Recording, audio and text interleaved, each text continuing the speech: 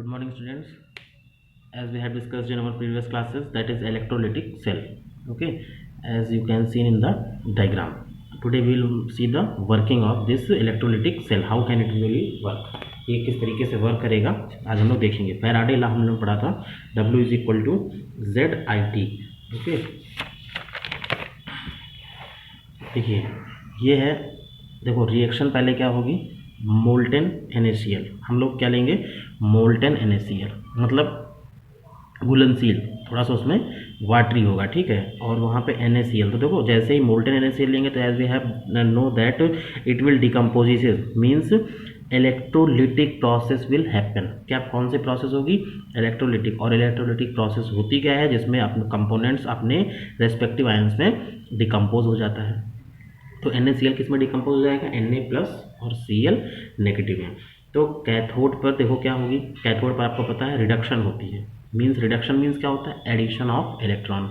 तो NaCl एक electron को देखो इसने ऐड किया, एक ही क्यों किया, बिकॉज ऑफ इट्स, देखो किसका, क्योंकि इसका एक ही पॉजिटिव है ना, तो एक इलेक्ट्रॉन ले लेगा. और जैसे ही एक प्लस और माइनस मिल जाएंगे तो ये क्या फॉर्म करेगा, Na, सोडियम फॉर्म हो जाएगा, ठीक है. क्योंकि प्लस और माइनस मिलकर न्यूट्रल हो जाएंगे तो सिंपल Na बन जाएगा.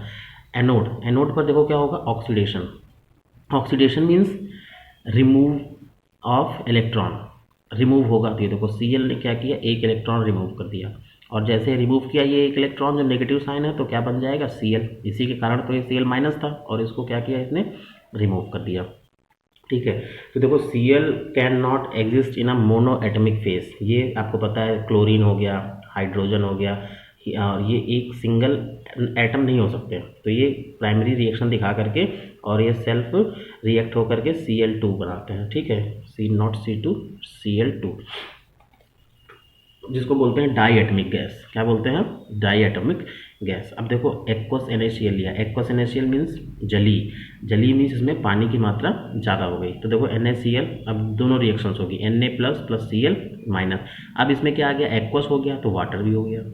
समझ रहे हो, एक्वस हो गया तो वाटर हो गया. वाटर में क्या रिएक्शन होगी, ये भी डिकम्पोज होगा अपने आयंस में, H पॉजिटिव और OH नेगेटिव में, H पॉजिटिव और OH नेगेटिव में. कैथोड पर फिर वही रिएक्शन, देखो Na प्लस प्लस 1 इलेक्ट्रॉन क्या किया, ऐड हुआ तो Na बना. अब देखो यहाँ पे सबसे इम्पॉर्टेंट चीज़ है कि जो सोडियम की रिडक्शन पोटेंशियल वैल्यू है, मैंने पीछे एक इलेक्ट्रोकेमिकल सीरीज लिखवाई है, उसमें देख लीजिएगा. तो क्या होता है, -2.71 वोल्ट, ठीक. और हाइड्रोजन का क्या हुआ होता है, 0. हाइड्रोजन मैंने बताया था कि सभी निगेटिव से रिडक्शन पोटेंशियल से ऑक्सीडेशन पोटेंशियल की ओर इंक्रीज होते हैं, बढ़ते जाते हैं. और 0 किसका होता है, हाइड्रोजन का. तो हम लोग एक स्टैंडर्ड तैयार है कि हाइड्रोजन से ऊपर वाले ऑक्सीडेशन पोटेंशियल और नीचे वालों को रिडक्शन पोटेंशियल, ठीक है. तो देखो अब यहाँ पे क्या होगा, एट एनोड पर Cl माइनस और एक E निगेटिव क्या किया इसने, रिमूव कर दिया, तो क्या बना, Cl. देखो अब यहाँ पे क्लोरीन की वैल्यू क्या होती है, रिडक्शन पोटेंशियल होता है 1.36 वोल्ट. ऑक्सीडेशन, ठीक है, हम लोग पढ़ रहे हैं, देखो पॉजिटिव वैल्यू है ना, तो मीन्स इसकी क्या होगा, ऑक्सीडेशन पोटेंशियल. लेकिन सेल्फ रिड्यूस होगा, सेल्फ क्या होगा, रिड्यूस होगा.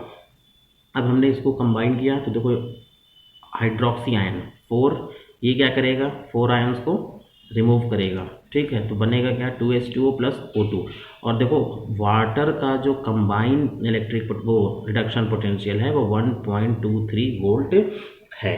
तो देखो रिएक्शन तो होनी चाहिए थी, बिकॉज इसकी वैल्यू क्या है, ज़्यादा है और इसकी वैल्यू कम है, लेकिन फिर भी रिएक्शन नहीं होती है. इसके पीछे 2 रीज़न है. 1 नंबर का 1 मार्क क्वेश्चन भी आता है कि क्लोरीन और हाइड्रोजन में क्लोरीन की रिडक्शन पोटेंशियल ज़्यादा है और वाटर की कम है, फिर भी रिएक्शन क्यों नहीं हो रही है. तो इसलिए इन्होंने देखो liberation of chlorine is due to 2 reason. केवल क्लोरीन का लिबरेशन होगा, ना कि हाइड्रोजन का, क्योंकि जो NaCl की कंसंट्रेशन ज़्यादा हो गई है, ठीक है, कंसनट्रेटेड सोल्यूशन ऑफ NaCl. और रिएक्शन क्या हो जाती है, इट में गेट्स ओवरलोड. क्या हो जाती है, ओवरलोड रिएक्शन हो जाती है. इसलिए रिडक्शन पोटेंशियल ज़्यादा होने ऑक्सीडेशन पोटेंशियल ज़्यादा होने के बाद किससे, वाटर से भी क्लोरीन का ही क्या होता है, क्लोरीन ही लिबरेट होता है. होना कौन सा चाहिए था, वाटर, ठीक है. तो इसके 2 रीज़न हैं. अब हम लोग पढ़ेंगे इलेक्ट्रोकेमिकल सेल और इलेक्ट्रोलिटिक सेल में डिफरेंस. इंपॉर्टेंट क्वेश्चन है. तो आप लोग इसको ज़रूर देख लेना। केमिकल, देखो इलेक्ट्रोकेमिकल में क्या होता है, केमिकल एनर्जी कन्वर्ट होती है इलेक्ट्रिकल एनर्जी में, ठीक। और इलेक्ट्रोलिटिक सेल में क्या होता है, इलेक्ट्रिकल एनर्जी कन्वर्ट हो जाती है केमिकल एनर्जी में। आप लोग अपनी कॉपी में फुल फॉर्म लिखेंगे। फिर ये है स्पॉन्टेनियस रिएक्शन। इलेक्ट्रोकेमिकल से मैंने बताया था कैसी होती है, स्पॉन्टेनियस, और इलेक्ट्रोलिटिक में नॉन स्पॉन्टेनियस। फिर देखो ये चीज़ इंपॉर्टेंट है, कैथोड पॉजिटिव होता है और इसमें कैथोड निगेटिव होता है, कि याद रखना। इलेक्ट्रोकेमिकल में कैथोड पॉजिटिव होता है, इलेक्ट्रोलिटिक में कैथोड निगेटिव होता है। मीन्स इसका सिर्फ साइन चेंज होता है, लेकिन जो इम्पॉर्टेंट चीज़ है कि रिडक्शन दोनों पे ही होगी।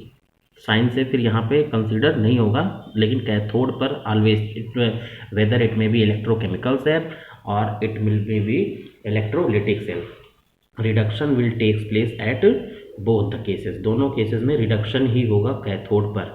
Electron, next point, electrons move from anode to cathode. Electron कहाँ से कहाँ जाते हैं, एनोड से कैथोड। और इसमें क्या होता है, electrons are supplied by external battery. मैंने बताया था इलेक्ट्रोलिटिक सेल में हम लोग एक्सटर्नल पावर अप्लाई करते हैं, एक्सटर्नल बैटरी लगा दिया। और देखो इसमें ये भी बताया था कि एक ही टैंक में होती है। This whole reaction will be considered in a single tank. Sorry, ये एक ही इलेक्ट्रोलिटिक सेल सिंगल टैंक में होती है, और इलेक्ट्रोकेमिकल सेल में क्या होता है, ऑक्सीडेशन हाफ सेल में होती है और रिडक्शन नेक्स्ट हाफ सेल में होती है, ठीक है। नेक्स्ट है कॉमर्शियल सेल। कॉमर्शियल सेल, देखो कॉमर्शियल सेल मीन्स कि commercial cells are portable. Portable होते हैं क्यों, ड्यू टू इट्स वेट, क्योंकि इनका वेट क्या होता है, कम होता है, और ये क्या हो जाते हैं, इनमें ये पोर्टेबल इजीली हो जाते हैं, ठीक है। फिर इसमें होती प्राइमरी बैटरी। प्राइमरी बैटरी को रिचार्ज नहीं कर सकते हैं, it is non rechargeable. Secondary battery को रिचार्ज कर सकते हैं। और ड्राई सेल होता है, ये इंपॉर्टेंट है, इसी को dry cell is also known by another name that is Lagrange cell. इसी को हम लोग क्या बोलते हैं, लैग्रांज सेल भी बोलते हैं। ये किस में यूज़ होता है, टॉयज़ में, रेडियो बैटरी जो हम लोग लगाते हैं, रिमोट में लगाते हैं, ये सब कौन सी बैटरी हैं, लैग्रांज सेल हैं। देखो इसका स्ट्रक्चर इस तरह होता है, एक जिंक की लेयर होती है, ठीक है, जिंक की लेयर होती है। देखते हो कि जब बैटरी बहुत दिन रखी रह जाती है तो उस पर अमोनियम क्लोराइड का एक लेयर से चढ़ जाती है, और जो कि स्मेल सी आने लग जाती है, ठीक है। क्यों आती है, because of its NH4Cl, ammonium chloride का जो एक पेस्ट होता है उसकी वजह से इसमें स्मेल आना शुरू हो जाती है, और ये बैटरी धीरे धीरे ख़राब होने लगती है। फिर देखो इसमें एक इलेक्ट्रोड होता है, वो कौन सी रॉड का होता है, ग्रेफाइट रॉड का होता है। और आपने पढ़ा है ग्रेफाइट रॉड कैसा यूज़ करती है, as a non reactive electrode, non reactive electrode. अब देखो बहुत ईजी है, समझ जाओ। एनोड पे रिएक्शन हो रही है, ठीक है, एनोड पे क्या होगा, रिएक्शन हो रही है, ऑक्सीडेशन हो रहा है, तो मीन्स 2 इलेक्ट्रॉन इसने क्या किया, रिमूव कर दिया, ठीक है, 2 इलेक्ट्रॉन रिमूव कर दिया।